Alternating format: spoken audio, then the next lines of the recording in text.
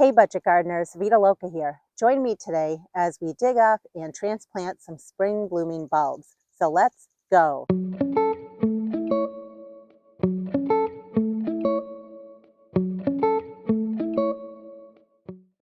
It's cold out this morning. It's about 27 degrees Fahrenheit, which is I think like -1 or -2 degrees Celsius.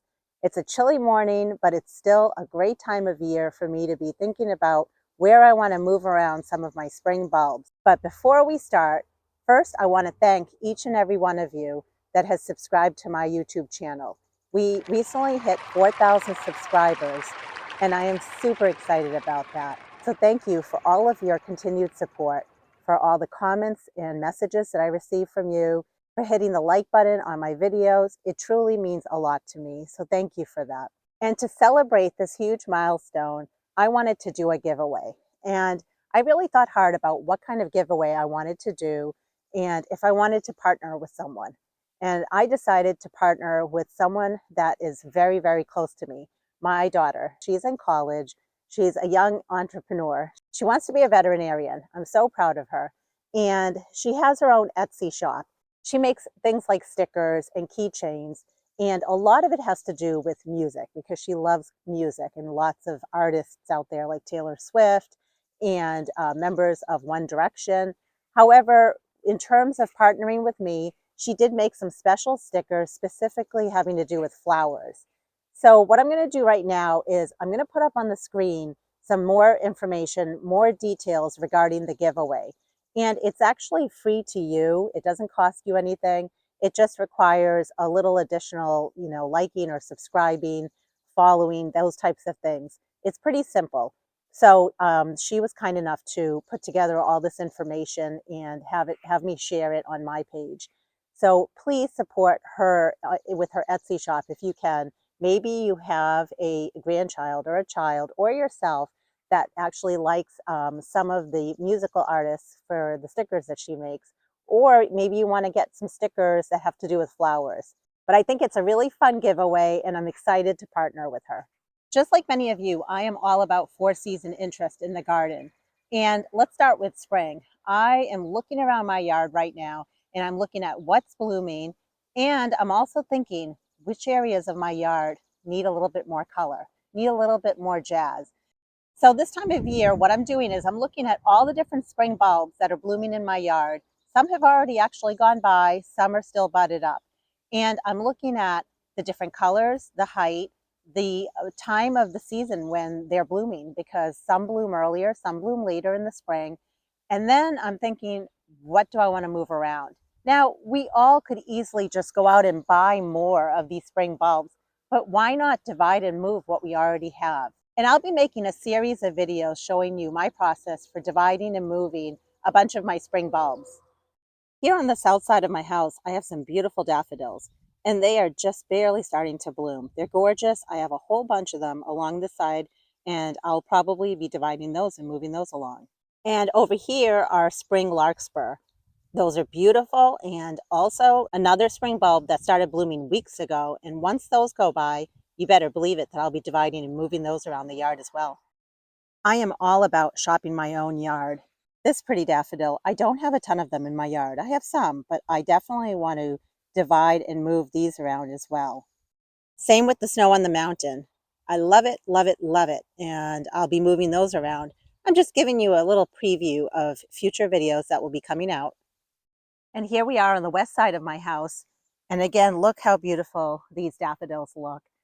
Again, I'm going to be looking at the different spring bulbs, the different colors, and where I need more color. For example, in this bed, I have lots of yellow. Last year, I did plant some of the grape hyacinth, which is the little purple flowers, and they're still very small because I just planted them last year. I divided some that I had and moved them all along in here, but then I want more of the pink larkspur in here. And why not even some of the white bloodroot? That's not a bulb, that's a early spring blooming perennial, but it's so pretty, and I'd love to have some of the white in here. I basically have a lot of pink, a lot of purple, different shades of purple.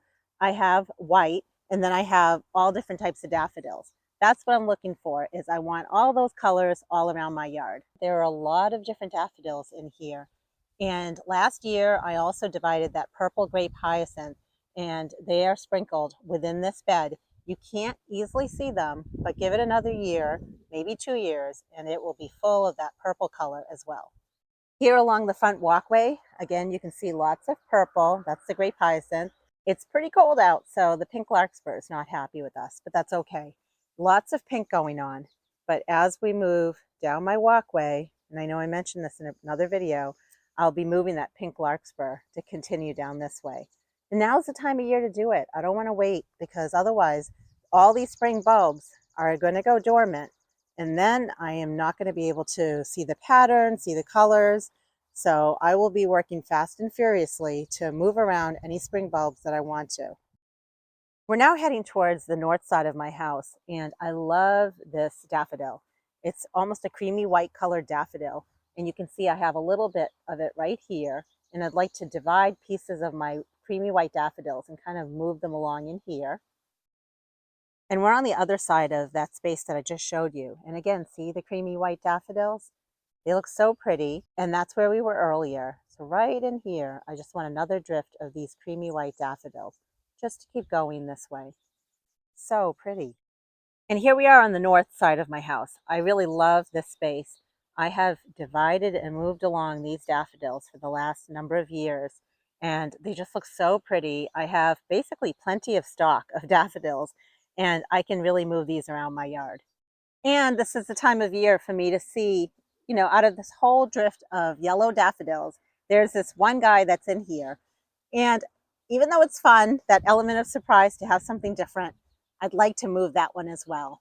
So I'm trying to make mental notes and just really get at it with getting after all my bulbs.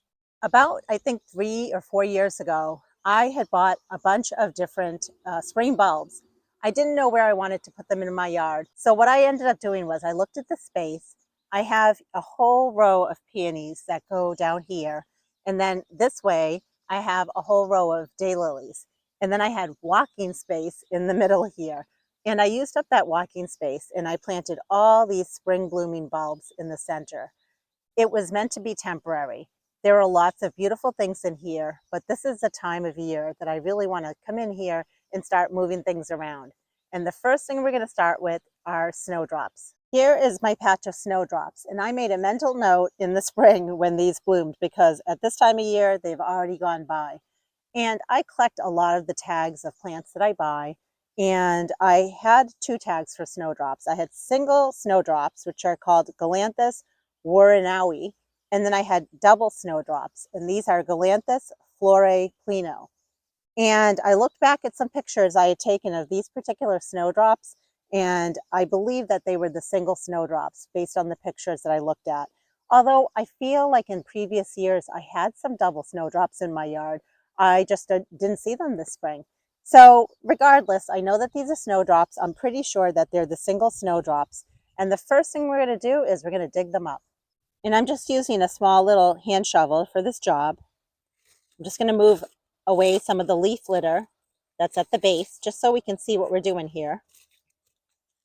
I'm so excited to be getting this job done because this is something that I've been wanting to do for a few years. And again, planting all these spring bulbs in this space was meant to be temporary. And I'm noticing some of the snowdrops have started going to seed. Typically, when it comes to your spring bulbs, you want to remove the seed pods. I'm going to leave them on for right now. I'm actually going to see if I can collect some seeds off of these plants just for the fun of it. And you don't ever want to dig right at the base of your plant. You don't want to damage your bulbs. So I'm going to dig out a little bit from the base. And in terms of depth, you just want to dig as deep as you can. If I remember correctly, these have a very small bulb. They're not a very large bulb, so I wouldn't have planted them terribly deep.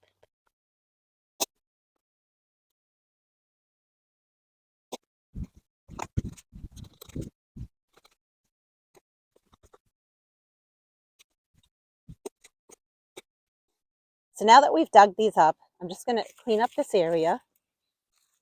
There's always that chance that there might have been a bulb left behind or a small little baby bulb, and that's all right. I'll find it next year.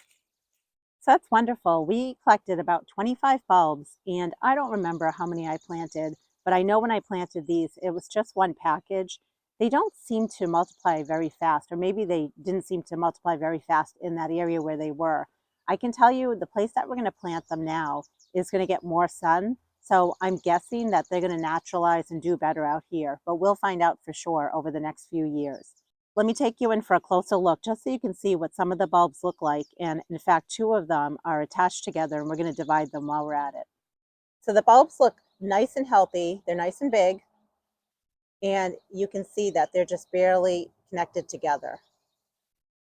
So I'm going to gently pull them apart or tease them apart. And pretty much with all your spring bulbs, that's all you have to do when it comes to dividing them is just tease them apart very carefully, and you end up with extra plants. And it's better for the bulbs because they need that room to grow. So here we are again on the south side of my house where there's plenty of sun, and we're just going to be placing them in here. And I want to space them out enough so that they can get bigger and grow better. Perfect. So we have 5 groupings in here now. And what I'd love to do over time is be able to divide and move the snowdrops so that I have more on the other side of the bed here. But I think given the number of snowdrops that we have for this year, that's a good start. And they're all together to make a nice little drift here, and we can always divide them in the future. Let's go ahead and get them planted. It's optional at this time when you're planting bulbs. If you wanted to, you could give them some bulb fertilizer. I don't have any on hand, so I'm not going to put any in right now. And when it comes to the planting depth, you typically want to plant your spring bulbs about 2 times deeper than the size of the bulb. And these are pretty small bulbs. So again, they're not going to go terribly deep. And another giveaway is you can see how deep they were planted before, and where it's a little bit of a whiter color, that's about how deep you want it to go. And you definitely want to plant your bulbs pretty soon after you've dug them out of the ground. And if it's not going to rain and if the ground is not wet, you want to make sure you give them some water afterwards. The key is with all your spring bulbs, you want to make sure you leave this green foliage on here. You want the green foliage to die back naturally because right now the plant is still photosynthesizing and it's basically giving the energy back to the bulb so it has a beautiful bloom for next year. Many perennials, including spring bulbs, benefit from regular division because what will happen over time is the bulbs will actually stop blooming well for you if you don't divide them. Now, these probably would have been fine out there, but I knew that they were out there temporarily and that I wanted to move them out here. And right here, this is where the blossom was. So you want to go ahead at this time and cut that off, just this piece right here, or snip it off with your hand so that the plant is not putting the energy into producing seeds. It's putting the energy into feeding the bulbs down below and photosynthesizing. What I plan on doing is keeping the seed pods on a few of my plants because I actually want to see if I can collect the seeds from my snowdrops so that I can propagate more plants that way. If you have snowdrops growing in your yard, I'd love to know. And have you ever tried dividing them? And if you have never tried dividing them, what's stopping you? It's a great way to increase the number of snowdrops in your yard. Wonderful. We got this clump planted here, which is very exciting. And what I'm going to do is let me finish planting the rest of the bunches of snowdrops that we have over here, and I'll show you what it looks like when I'm all done. Hooray, we got them planted. I'm so excited. The snowdrops are one of the first things to bloom, and the fact that they're in the south side garden where I walk by all the time, I can finally enjoy them next spring. I can't wait. So what are you waiting for? I officially give you permission to move around your spring bulbs and really make an impact for next spring. It'll give you something to look forward to. Just remember the key rules are when you're digging, don't dig too close to the bulb. Dig away from the bulb a little bit. Make sure you leave the foliage intact. You want to make sure you keep feeding those bulbs for next spring. Feel free to put some bulb fertilizer in each of the planting holes. That will help the bulbs be a little bit stronger for next year. Keep your bulbs watered. You don't want them to dry out. And that's pretty much it. And be on the lookout for future videos of me digging and moving around other spring bulbs in my yard. If you enjoyed this content, I'd love it if you hit the like button. And as always, if you have any questions or comments, leave them down in the comment area below. And until the next video, make it a great day with gardening.